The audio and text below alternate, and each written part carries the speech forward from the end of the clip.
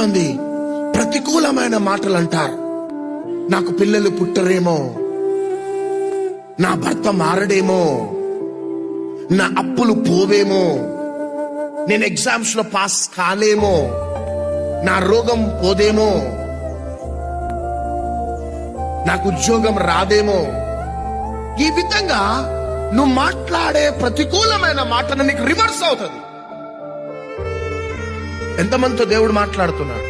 Yes, నీవు ప్రతికూలమైన మాట మాట్లాడతావు, అది నీకు రివర్స్ అవుతుంది. పిల్లలు పుట్టరిక, నీకు నీ భర్త మారడిక, నీ అప్పులు పోవిక, ఎగ్జామ్స్ లో పాస్ కావు. కానీ ప్రతికూలమైన పరిస్థితులున్నా నేను గర్భము ధరించబోతున్నాను. చేతుల పైకెత్తి చప్పట్లు కొట్టాడు.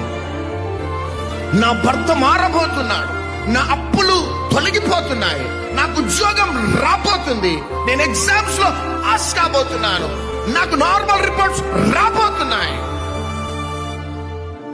Positive words.